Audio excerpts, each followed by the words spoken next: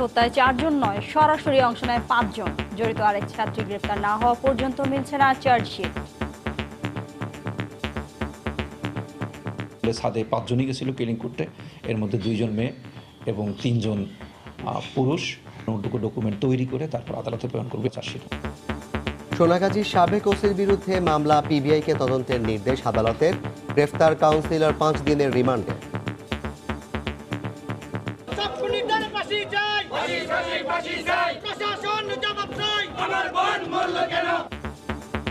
হত্যায় জড়িতদের বিচার দাবিতে মানববন্ধন, মোমবাতি প্রজ্বলন। দেখছিলেন প্রধান শিরোনাম। রাত 11টার সময় সঙ্গে আছি আমি জাফর সাদিক এবং আমি শিরিন আক্তার। এবার অন্যান্য শীর্ষ সংবাদ। রাজশাহী বিশ্ববিদ্যালয়ের শিক্ষক ডক্টর শফিউল হত্যা মামলায় 8 জন বেকসুর খালাস, 3 জনকে ফাঁসির আদেশ। রায়ে নিহতের স্বজনদের অসন্তোষ। শবে বরাত কবে, বিতর্ক গড়ালো আদালতে। ইসলামিক ফাউন্ডেশনে যাওয়ার পরামর্শ হাইকোর্টের, সিদ্ধান্ত নিতে কাজ করছে 10 সদস্যের কমিটি।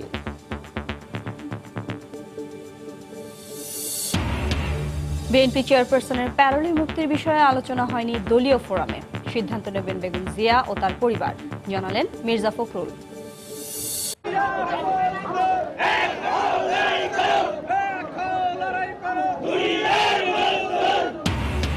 9 দফা দাবিতে আবারও রাষ্ট্রায়ত্ত পাটকল শ্রমিকদের বিক্ষোভ। আসছে অর্থ বছরে কার্যকর হচ্ছে নতুন মজুরি স্কেল, জানালেন বিজেএমসি চেয়ারম্যান।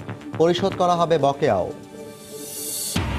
এবং কাল বিশ্বকাপের বাংলাদেশ স্কোয়াড ঘোষণা, প্রয়োজনে আয়ারল্যান্ড সিরিজে পারফরম্যান্সের ভিত্তিতে পরিবর্তন, বললেন বিসিবি সভাপতি।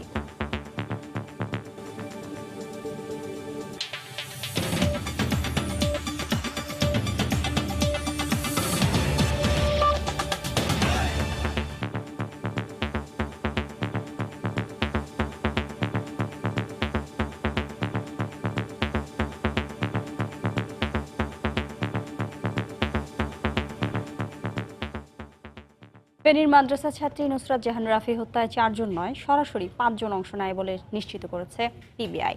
প্রথমে 4 জনের কথা বলা হলেও পরবর্তীতে তদন্তে বেরিয়ে এসেছে আরও একজনের নাম। এর মধ্যে উম্মে সুলতানা পপি সহ গ্রেপ্তার হয়েছে শামীম, জুবায়ের ও জাবেদ। হত্যাকাণ্ডে জড়িত অপর এক ছাত্রীকে দ্রুতই গ্রেপ্তারের আশা সংস্থাটির। এদিকে নির্ভুল চার্জশিট দিতে কিছুটা সময় লাগতে পারে বলে জানান পিবিআই প্রধান। এর মধ্যেই হত্যায় জড়িত সন্দেহে মোহাম্মদ শামীম নামের নুসরাতের এক সহপাঠীকে আটক করা হয়েছে। 6 এপ্রিল 2019 ফেনীর সোনাগাজীতে লালসার আগুনে পুড়ে ছাই মাদ্রাসা শিক্ষার্থী নুসরাত জাহান রাফি। হাসপাতালের বিছানায় 5 দিনের লড়াই শেষে 10 এপ্রিল মৃত্যুর কাছে হার মানে সে। এটি একটু সময় সাপেক্ষ ব্যাপার। প্রাথমিক অবস্থায় পুলিশের কাছে মামলার তদন্তভার থাকলেও 9 এপ্রিল দায়িত্ব পায় police bureau of investigation PBI. দায়িত্ব নেওয়ার 4 দিনের মাথায় সংবাদ সম্মেলনে জানানো হয় নুসরাতের গায়ে আগুন দেয়ায় জড়িত ছিল 4 জন। পরবর্তীতে গ্রেফতারকৃত আসামিদের তথ্য অনুযায়ী আরও একজনের সম্পৃক্ততার প্রমাণ পায় সংস্থাটি। পিবিআই জানায় হত্যাকাণ্ডে 3 জন পুরুষ ও 2 জন নারী সহ আগুন দেয়ায় সরাসরি জড়িত ছিল 5 জন। এদের মধ্যে শাহাদাত হোসেন শামীম, জুবায়ের, জাভেদ ও উম্মে সুলতানা পপিকে গ্রেফতার করা সম্ভব হলেও বাকি আছে অন্য এক নারী। আমাদের কাছে বলা হয়েছিল 4 জন এবং বক্তব্যও আসছে 4 জন। পরে আমরা দেখেছি যে সেখানে যে নিচ থেকে ডেকে নিয়ে গেছে, আমরা ভেবেছিলাম যে সে বোধহয় উপরে উঠে নেয়, সে উপরে ছিল। সুতরাং আসলে ছাদে 5 জনই গেছিল ক্লিনিক করতে, এর মধ্যে 2 জন মেয়ে এবং 3 জন পুরুষ। 5 জনের মধ্যে একটি মেয়ে সহ আমাদের 4 জন এসেছে। রাফি ঠিকই বলেছেন যে ওখানে 2টা মেয়ে ছিল। পুলিশ জানায় আগে থেকেই মাদ্রাসার ছাদে অবস্থান নেন 4 জন। এছাড়া মাদ্রাসা শিক্ষার্থী উম্মে সুলতানা পপি নিজের পরিচয় গোপন রেখে রাফিকে নিচ থেকে ডেকে ছাদে নিয়ে যায়। যে ডেকে নিয়ে গেছে সে আসলে তার নাম এই রাফিকে মূল নাম না বলে শম্পা বলা হয়েছে, আসলে তার নাম পপি। তাকে ওরা সম্বোধন করছে শম্পা হিসেবে, যাতে যেহেতু রাফি ওকে চিনে। নিচ থেকে যে ডেকে নিয়ে গেছে নিষাদের কথা বলে সেও উপরে গেছে এবং সেও অপারেশনে অংশগ্রহণ করেছে। গ্রেফতারকৃতদের জবানবন্দি ও সব দিক বিচার বিশ্লেষণ করে নির্ভুল চার্জশিট দিতে একটু সময় লাগবে বলেও জানান পিবিআই প্রধান। নিচেও বেশ কিছু লোক ছিল, গেটের ভিতরে ছিল, গেটের বাইরে ছিল, সাইকেল সেন্টারের নিচে ছিল। তাদের মধ্যে 2 জনকে গ্রেফতার করেছে, শাকিল এবং আফসার, সে ওইখানকার টিচার এবং ছাত্র। এ মামলায় গ্রেফতারকৃতদের মধ্যে নুরুদ্দিন ও শাহাদাত হোসেন আদালতে স্বীকারোক্তিমূলক জবানবন্দি দিয়েছে। একটি মেয়ে সহ আমাদের 4। রাশেদ বাপ্পি, সময় সংবাদ, ঢাকা। অসৎ উদ্দেশ্যে নুসরাতের জবানবন্দি ভিডিও করে ছড়িয়ে দেওয়ার অভিযোগে ফেনীর সোনাগাজী থানার সাবেক ওসির বিরুদ্ধে করা মামলা পিবিআইকে তদন্তের নির্দেশ দিয়েছেন আদালত। এদিকে এই মামলার এজাহারভুক্ত আসামি পৌর কাউন্সিলর মকসুদ আলমের 5 দিনের রিমান্ড মঞ্জুর করেছেন ফেনী চিফ জুডিশিয়াল ম্যাজিস্ট্রেট আদালত। হত্যার প্রতিবাদ ও জড়িতদের শাস্তির দাবিতে দেশের বিভিন্ন স্থানে বিক্ষোভ ও মানববন্ধন অব্যাহত আছে। আতিয়া সজলের তথ্য ছবি নিয়ে রিপোর্ট। মাদ্রাসা ছাত্রী নুসরাত জাহান রাফির হত্যার প্রতিবাদে সোমবার সন্ধ্যায় ফেনীর সোনাগাজী 0 পয়েন্টে মোমবাতি প্রজ্বলন করে উপজেলা ছাত্রলীগ সহ সর্বস্তরের মানুষ। এ সময় তাদের কণ্ঠে ছিল দ্রুত বিচারের দাবি। এর আগে সকালে একই এলাকায় 1 কিলোমিটার দীর্ঘ মানববন্ধনে অংশ নেন এলাকাবাসী। মানববন্ধন শেষে বিক্ষোভ মিছিল করেন তারা। এ সময় অধ্যক্ষ সিরাজউদ্দৌলার কুশপুত্তলিকা দাহ করা হয়। একই দাবিতে শহরের কেন্দ্রীয় শহীদ মিনারেও মানববন্ধন করে বিভিন্ন সামাজিক ও সাংস্কৃতিক সংগঠন। আমার বোন নুসরাতকে যারা নৃশংসভাবে হত্যা করেছে তাদের সবাইকে ফাঁসিতে ঝুলাতে হবে। মায়ের জাতি নির্যাতিত হবে, আমাদের কন্যারা নির্যাতিত হবে, জাতি এভাবে নিশ্চুপ থাকতে পারে না। প্রত্যক্ষ এবং পরোক্ষ যে বা যারা যতভাবে জড়িত সবারই দৃষ্টান্তমূলক শাস্তি চাচ্ছি আমি। নুসরাত রাফি হত্যার প্রতিবাদে বিক্ষোভ হয় চট্টগ্রাম, দিনাজপুর, ঝিনাইদহ সহ বিভিন্ন স্থানে। এছাড়া রাজধানীর মানিক মিয়া এভিনিউয়ে সুজন ও কন্যা শিশু অ্যাডভোকেসি ফোরামের পক্ষ থেকে মানববন্ধনের আয়োজন করা হয়। নুসরাত হত্যার ঘটনা তদন্তে দ্রুত বিচার ট্রাইব্যুনাল গঠনের দাবি জানানো হয়। এদিকে নুসরাত হত্যা মামলার এজাহারভুক্ত আসামি সোনাগাজী পৌর কাউন্সিলর মকসুদ আলমের 5 দিনের রিমান্ড মঞ্জুর করেছেন আদালত। সোমবার দুপুরে চিফ জুডিশিয়াল ম্যাজিস্ট্রেট আদালতের বিচারক শরাফুদ্দিন আহমেদ এ রিমান্ড মঞ্জুর করেন। মাকসুদ আলম নিজে তার পক্ষে শুনানি করেছেন। উভয় পক্ষকে শুনানি করে মামলার গুরুত্ব বিবেচনা করে মাকসুদ আলমকে 5 দিনের পুলিশ রিমান্ড মঞ্জুর করেছে। আমরা নুসরাতের পরিবারকে সর্বোচ্চ সহায়তা দেওয়ার জন্য আমরা সিদ্ধান্ত নিয়েছি এবং আসামি পক্ষে ফেনী আইনজীবী সমিতির কোনো সদস্য যেন মামলা না চালায় সেজন্য আমরা অনুরোধ করেছি। অসৎ উদ্দেশ্যে নুসরাতের ভিডিও ধারণ করে ছড়িয়ে দেওয়ার অভিযোগে ফেনীর সোনাগাজী থানার সাবেক ওসি মোয়াজ্জেম হোসেনের বিরুদ্ধে আইসিটি আইনের মামলা আমলে নিয়েছেন আদালত। তদন্তের দায়িত্ব দেয়া হয়েছে পিবিআইকে। 29 এবং 31 ধারার লঙ্ঘন, যেখানে আমি আদালতকে বলার চেষ্টা করেছি যে ওসি সাহেবের রুম যদি একটা মেয়ের জন্য নিরাপদ না হয় তাহলে এই বাংলাদেশে কেউ ওসি সাহেবের রুমে আর যাবে না। গত 6 এপ্রিল সোনাগাজী ইসলামিয়া ফাজিল মাদ্রাসায় আলিম পরীক্ষার্থী নুসরাত জাহান রাফিকে আগুনে পুড়িয়ে হত্যা চেষ্টা করা হয়। চিকিৎসাধীন অবস্থায় 9 এপ্রিল মারা যায় সে। সাবিত সারওয়ার, সময় সংবাদ। নুসরাত হত্যাকাণ্ডে জড়িতদের কেউই আইনের হাত থেকে রেহাই পাবে না বলে আবারও হুঁশিয়ার করলেন প্রধানমন্ত্রী শেখ হাসিনা। সকালে নুসরাতের বাবা মা প্রধানমন্ত্রীর সঙ্গে দেখা করতে গেলে এই আশ্বাস দেন তিনি। সকালে নিজ কার্যালয়ে প্রধানমন্ত্রী শেখ হাসিনার সঙ্গে দেখা করতে যান ফেনীতে অগ্নিসংযোগে নিহত নুসরাত রাফির বাবা AKM মুসা ও মা শিরিনা আক্তার। এই ঘটনার বিচার নিশ্চিত করা হবে জানিয়ে প্রধানমন্ত্রী শেখ হাসিনা নিহত নুসরাত রাফির পরিবারকে সব ধরনের সহায়তার আশ্বাস দেন। নুসরাতের 2 ভাইও সেখানে উপস্থিত ছিলেন। এ সময় এক ভাই মাহমুদুল হাসান নোমানকে NRB গ্লোবাল ব্যাংকের ফেনী শাখায় ট্রেনি অ্যাসিস্ট্যান্ট অফিসার পদের নিয়োগপত্র তুলে দেন প্রধানমন্ত্রী। ঊর্ধ্বতন কর্মকর্তাদের পাশাপাশি সেখানে উপস্থিত ছিলেন NRB গ্লোবাল ব্যাংকের চেয়ারম্যান নিজাম চৌধুরী। রাজশাহী বিশ্ববিদ্যালয়ের শিক্ষক ডক্টর শফিউল ইসলাম হত্যা মামলায় 8 জনকে বেকসুর খালাস দেওয়া হয়েছে। ফাঁসির আদেশ দেওয়া হয়েছে 3 জনকে। দুপুরে রাজশাহীর দ্রুত বিচার ট্রাইব্যুনালের বিচারক অনুপ কুমার এ রায় দেন। রায়ে অসন্তোষ প্রকাশ করেছেন শফিউল ইসলামের পরিবারের সদস্যরা। অন্যদিকে রায়ের বিরুদ্ধে আপিল করার কথা জানিয়েছে আসামিপক্ষ। রাজশাহী থেকে আরও জানাচ্ছেন রাকিবুল হাসান। 2014 সালের 15 নভেম্বর রাজশাহী বিশ্ববিদ্যালয়ের সংলগ্ন 14 পাই এলাকায় নিজ বাড়ির সামনে কুপিয়ে গুরুতর আহত করা হয় রাজশাহী বিশ্ববিদ্যালয়ের সমাজবিজ্ঞান বিভাগের অধ্যাপক ডক্টর AKM শফিউল ইসলামকে। পরে রাজশাহী মেডিকেল কলেজ হাসপাতালে চিকিৎসাধীন অবস্থায় তার মৃত্যু হয়। প্রায় 4.5 বছর পর সোমবার দুপুরে এই মামলায় 8 জনকে বেকসুর খালাস ও 3 জনের মৃত্যুদণ্ডের আদেশ দিয়ে রায় ঘোষণা করেন রাজশাহী দ্রুত বিচার ট্রাইব্যুনাল আদালত। রায় ঘোষণার পর রাষ্ট্রপক্ষ সন্তোষ প্রকাশ করলেও মামলার তদন্ত নিয়ে প্রশ্ন তুলেছেন নিহতের স্বজনরা। সন্দেহ রয়েছে হচ্ছে তদন্তে আমার কাছে মনে হয়েছে সঠিক ঘটনাটি উঠে আসেনি, সঠিক খুনের উদ্দেশ্য যেটা সেটা যৌক্তিকভাবে উঠে আসেনি। 11 জনের মধ্যে 3 জনকে তিনি ফাঁসি দিয়েছেন, বাকি 8 জনকে খালাস দিয়েছেন। এই রায়ে আমি মোটামুটি মনে করি যে আমি প্রসিকিউশন পক্ষ আমি নিজে ব্যক্তিগতভাবে সন্তুষ্ট। এদিকে উচ্চ আদালতে আপিল করার কথা জানিয়েছে আসামি পক্ষের আইনজীবী। যেহেতু প্রফেসর লিলন সাহেব রাজশাহী বিশ্ববিদ্যালয়ের একজন শিক্ষক ছিলেন এবং শিক্ষক থাকার কারণে এই ব্যাপারটা একটু মোটিভেটেড হয় আমাদের ধারণা। তাছাড়া এই মামলায় যে 34 জন সাক্ষী হয়েছে তাতে এই মামলায় আসামিদের বিরুদ্ধে বিন্দুমাত্র প্রমাণ হয়নি। পরবর্তীতে এই রায়ের এগেনস্টে আমরা উচ্চ আদালতে আপিল করব। অধ্যাপক শফিউল ইসলাম হত্যা মামলায় 11 আসামির মধ্যে পিন্টু, মানিক ও সবুজের ফাঁসির আদেশ দিয়েছেন আদালত। এদের মধ্যে সবুজ পলাতক রয়েছে। রাকিবুল হাসান, সময় সংবাদ, রাজশাহী। রাত 11টার সময় আরো থাকছে 72 ঘন্টা পর্যবেক্ষণের পরই জানা যাবে জনপ্রিয় কণ্ঠশিল্পী সুবীর নন্দীর পরবর্তী শারীরিক অবস্থা, জানালেন চিকিৎসক।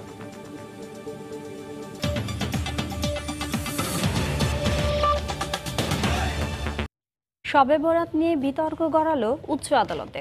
যদিও ধর্মীয় বিষয় হওয়ায় রিটের অনুমতি না দিয়ে ইসলামিক ফাউন্ডেশনে আবেদন করতে বলছেন উচ্চ আদালত। ইফার গঠিত তদন্ত কমিটির সিদ্ধান্ত পর্যন্ত অপেক্ষা করতে বলেছেন আদালত।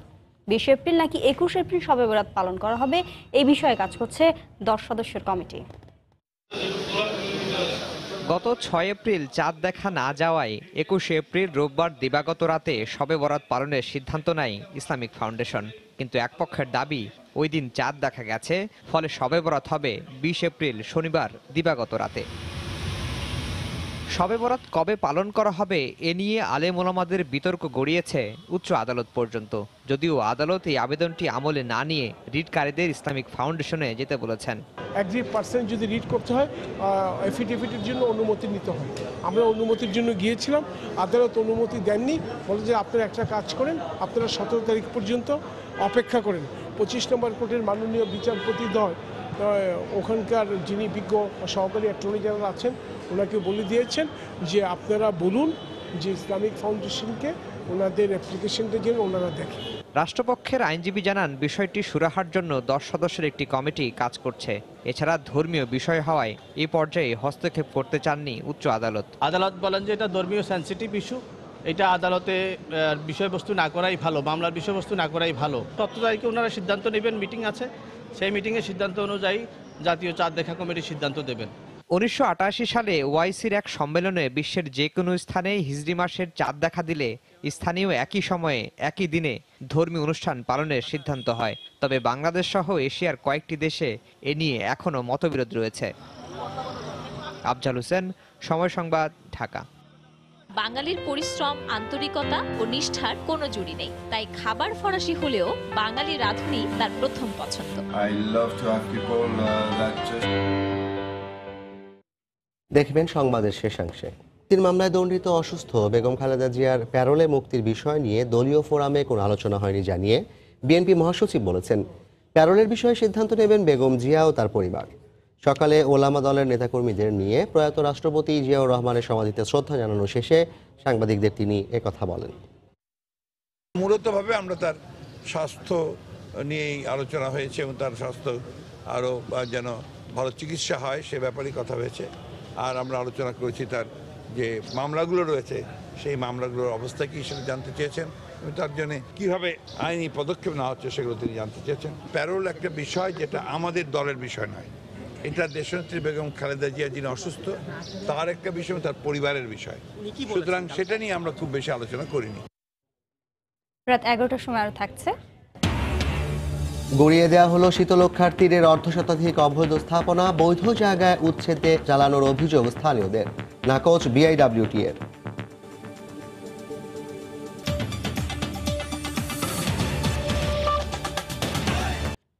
মজুরি কমিশন বাস্তবায়ন ও বকেয়া বেতন পরিশোধ সহ 9 দফা দাবিতে খুলনা ও সিরাজগঞ্জ সহ দেশের বিভিন্ন স্থানে আবারও বিক্ষোভ করেছেন রাষ্ট্রায়ত্ত পাটকল শ্রমিকরা। দাবি আদায় না হওয়া পর্যন্ত আন্দোলন চালিয়ে যাওয়ার হুঁশিয়ারি দেন তারা। ব্যুরো প্রতিবেদক ও জেলা প্রতিনিধিদের পাঠানো তথ্য ছবি নিয়ে রিপোর্ট। মজুরি কমিশন বাস্তবায়ন ও বকেয়া বেতন পরিশোধ সহ 9 দফা দাবিতে দেশের বিভিন্ন স্থানে দ্বিতীয় দফায় 96 ঘন্টা কর্মবিরতি পালন করছেন রাষ্ট্রায়ত্ত পাটকল শ্রমিকরা।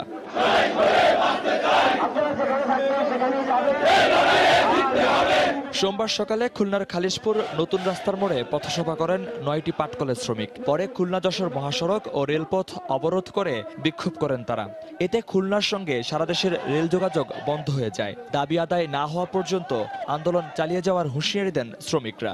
আমরা মিলে শ্রম দিই পেটের দায়, কষ্ট করে ডিউটি করি, কাজ করছি, পয়সা পাচ্ছি না, আমাকে কিছুই দেয় না, আমাকে বেতন করে দেয় না, 11 সপ্তাহ বেতন দেয় না আমাকে। পুলিশি তৎপরতা আমরা রাখছি, আইন শৃঙ্খলা যাতে স্বাভাবিক থাকে এবং এটা শান্তিপূর্ণভাবে তারা তাদের কর্মসূচি সকাল থেকে শুরু করছে। একই দাবিতে চট্টগ্রাম নগরীর আতুরার ডিপো এলাকায় আমিন জুট মিলের শ্রমিকরা অবস্থান নেন। রাস্তায় টায়ার জ্বালিয়ে বিক্ষোভ করেন তারা। এ সময় চট্টগ্রাম শহরের অভ্যন্তরীণ রুটের সব ধরনের যান চলাচল বন্ধ হয়ে যায়। এছাড়া রেলপথ অবরোধ করায় চট্টগ্রাম বিশ্ববিদ্যালয়গামী কয়েকটি শাটল ট্রেন ও 16 শহর স্টেশন থেকে নাজিরহাটগামী ট্রেন চলাচল বন্ধ হয়ে যায়। আমরা যে পয়সা পাই এই পয়সা দিয়ে আমরা দিন যাপন করতে কোনো রকমের সম্ভব হচ্ছে না। তার জন্য আমরা এখানে বাধ্য হয়েছি রাস্তায় নামতে, কারণ আমরা পেটের দায়ে নামতেছি। প্রত্যেকটা দিন সকাল 8টার থেকে দুপুর 12টা পর্যন্ত রোড, রাজপথ, রেলপথ অবরোধ থাকবে। এরপরেও যদি সরকারের টনক না লড়ে তাহলে 4 দিনের পরে আমরা আবার আরেকটা এর চেয়ে কঠোর কর্মসূচিতে যাইতে বাধ্য হব। সিরাজগঞ্জে জাতীয় জুট মিলের সামনে অবস্থান নেন পাটকল শ্রমিকরা। পরে সেখানে সভা করেন তারা। এ সময় মজুরি কমিশন বাস্তবায়ন ও বকেয়া বেতন পরিশোধ সহ 9 দফা দাবিতে বিভিন্ন স্লোগান দেন শ্রমিকরা। মহিউদ্দিন মধু, সময় সংবাদ। এদিকে পাট শ্রমিকদের জাতীয় মজুরি স্কেল 2015 আগামী অর্থ বছর অর্থাৎ 2019-20 অর্থ বছরেই কার্যকর করা হবে বলে জানিয়েছেন বাংলাদেশ পাটকল কর্পোরেশনের চেয়ারম্যান শাহ মোহাম্মদ নাসিম। দুপুরে সময় সংবাদকে তিনি বলেন, চলতি অর্থ বছরে নতুন মজুরি স্কেল বাস্তবায়ন সম্ভব নয়।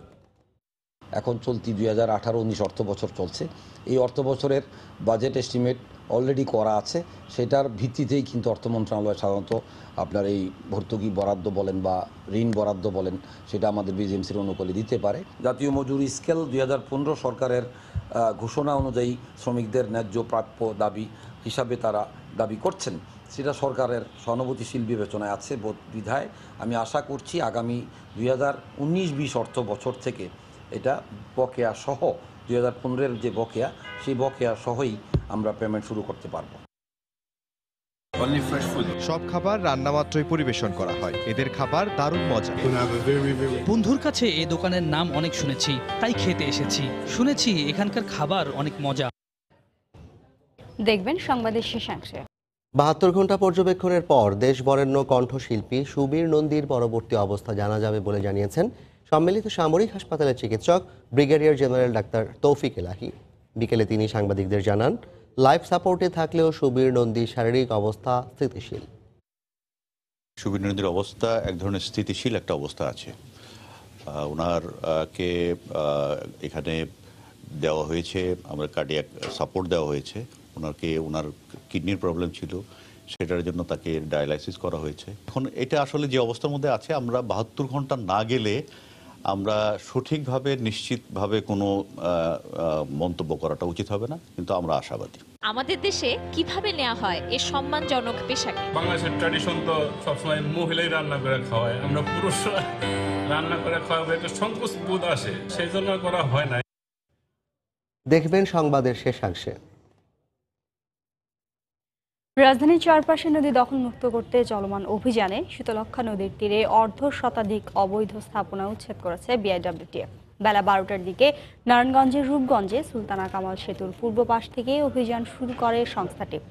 দিনব্যাপী অভিযানে নদীর জায়গা দখল করে গড়ে ওঠা বিভিন্ন আবাসিক ও বাণিজ্যিক স্থাপনা গুঁড়িয়ে দেওয়া হয়।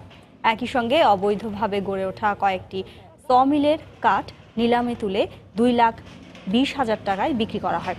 অভিযান শুরুর আগে নিজেদের জায়গা বৈধ দাবি করে উচ্ছেদ কার্যক্রমে আপত্তি তোলেন স্থানীয় কয়েকজন, তবে তাদের দাবি নাকচ করে দিয়ে অভিযান চালায় বিআইডব্লিউটিএ। ফরাসি খাবারের অতুলনীয় স্বাদের সুনাম রয়েছে বিশ্বব্যাপী। প্যারিসের ঐতিহ্যবাহী খাবারের দোকানে ফরাসি শেফের পাশাপাশি দেখা মিলবে বাঙালি শেফেরও। ঐতিহ্যবাহী খাবারের স্বাদ নিতে এইসব রেস্তোরাঁয় ভিড় জমান ফরাসিরা। আর রেস্তোরাঁর স্বত্বাধিকারী বলেন, কাজের প্রতি নিষ্ঠা ও আন্তরিকতার জুড়ি নেই বাঙালির, তাই ফরাসি শেফের চেয়ে বাঙালি শেফই তার বেশি পছন্দ। প্যারিস থেকে বাঙালি ছেলেদের এই বিশ্বজয়ী রান্নার খবর জানাচ্ছেন পারমিতা হিম। ফ্রান্সের ঐতিহ্যবাহী খাবারের জন্য ফরাসিদের কাছে বেশ জনপ্রিয় প্যারিসের মনপার্নাস এলাকার এই রেস্তোরাঁ। এর খাবারের সুনামের প্রমাণ মিলবে খদ্দেরের এই ভিড় দেখেও। রেস্তোরাঁর রান্নাঘরে উঁকি দিলে চোখে পড়বে উনুনের ব্যস্ততা। 5 বছর ধরে এই রেস্তোরাঁয় রান্না করছেন বাংলাদেশের শামীম মিয়া ও কমল দাস। ফ্রান্সের ঐতিহ্যবাহী সব খাবার, স্যামন মাছের সালাদ থেকে শুরু করে আপেলের তিরামিসু, কি না তৈরি করছেন তারা। যারা খাইতে আসছে তারা কিভাবে হবে, স্যাটিসফাই হবে, অতএব সেই জন্য আমার তাড়াতাড়িও দিতে হবে এবং খাওয়ার সুস্বাদু করতে হবে। আমাদের জন্য একটা ভালো বিষয় যেন আমাদের সাথে একটা সম্মানজনক পেশাই এটা। দুপুরে দ্রুত খাওয়া দাওয়া সেরে কাজে ফেরার তাড়া থাকে, তাই দম ফেলার ফুরসত নেই শেফদের। খুব দ্রুত এক একটি কুইজিন তৈরি করছেন বাবুর্চিরা, আর রেস্তোরাঁর মালিক স্বয়ং করছেন ওয়েটারের কাজ। এই রেস্তোরাঁর খাবারের স্বাদ পেতে ফরাসিরা ছুটে আসেন এখানে। আমি এখানে খেতে আসি কারণ এদের এখানে রান্নাঘরে কোনো ফ্রিজ নেই, সব খাবার রান্না মাত্রই পরিবেশন করা হয়। এদের খাবার দারুণ মজা। বন্ধুর কাছে এই দোকানের নাম অনেক শুনেছি, তাই খেতে এসেছি। শুনেছি এখানকার খাবার অনেক মজা। রেস্তোরাঁর স্বত্বাধিকারী বললেন, বাঙালির পরিশ্রম, আন্তরিকতা ও নিষ্ঠার কোনো জুড়ি নেই, তাই খাবার ফরাসি হলেও বাঙালি রাঁধুনি তার প্রথম পছন্দ। আমার রাঁধুনিরা বাঙালি হলে কি হবে, ফ্রেঞ্চ রান্না তারা বেশ ভালো পারে। কাজের জন্য তাদের যে নিষ্ঠা, আন্তরিকতা আর প্রচেষ্টা রয়েছে, এটা দেখেই তাদের সঙ্গে কাজ করতে আমার এত ভালো লাগে।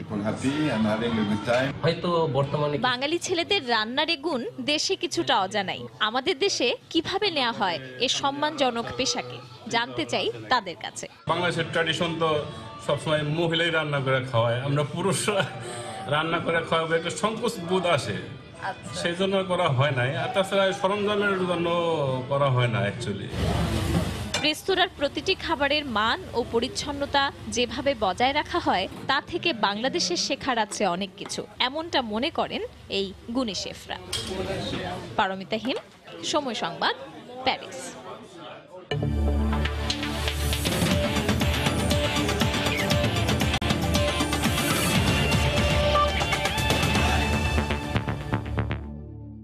ইংল্যান্ড বিশ্বকাপের জন্য বাংলাদেশের চূড়ান্ত স্কোয়াড ঘোষণা করা হবে কাল, জানিয়েছেন বিসিবি সভাপতি নাজমুল হাসান পাপন। তবে আয়ারল্যান্ড সিরিজের পারফরমেন্সের ভিত্তিতে পরিবর্তন আসতে পারে বিশ্বকাপ স্কোয়াডে, এমন ইঙ্গিতও দিয়েছেন তিনি।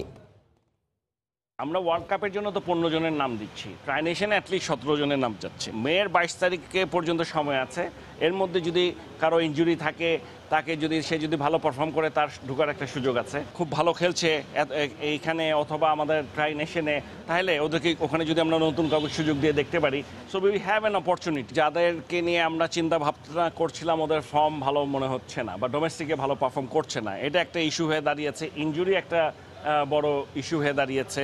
এই জিনিসগুলো কনসিডারেশনে নেওয়ার জন্যই আসলে একটু সমস্যা হচ্ছিল। এ পর্যায়ে শীর্ষ সংবাদ জানিয়ে দিচ্ছি আরেকবার। নুসরাতের ভিডিও ছড়িয়ে দেওয়ায় সোনাগাজীর সাবেক ওসির বিরুদ্ধে মামলা, পিবিআইকে তদন্তের নির্দেশ আদালতের, জড়িতরা ছাড় পাবে না, পরিবারকে প্রধানমন্ত্রীর আশ্বাস। নুসরাত হত্যায় 4 জন নয়, সরাসরি অংশ নেয় 5 জন, জানালো পিবিআই। গ্রেপ্তার 14, 5 দিনের রিমান্ডে কাউন্সিলর। জড়িতদের বিচার দাবিতে মানববন্ধন, মোমবাতি প্রজ্বলন। রাজশাহী বিশ্ববিদ্যালয়ের শিক্ষক ডক্টর শফিউল হত্যা মামলায় 8 জন বেকসুর খালাস, 3 জনকে ফাঁসির আদেশ, রায়ে নিহতের স্বজনদের অসন্তোষ। বিএনপি চেয়ারপারসনের প্যারোলে মুক্তির বিষয়ে আলোচনা হয়নি দলীয় ফোরামে, সিদ্ধান্ত নেবেন বেগম জিয়া ও তার পরিবার, জানালেন মির্জা ফখরুল। এবং কাল বিশ্বকাপের বাংলাদেশ স্কোয়াড ঘোষণা, প্রয়োজনে আয়ারল্যান্ড সিরিজে পারফরমেন্সের ভিত্তিতে পরিবর্তন, বললেন বিসিবি সভাপতি।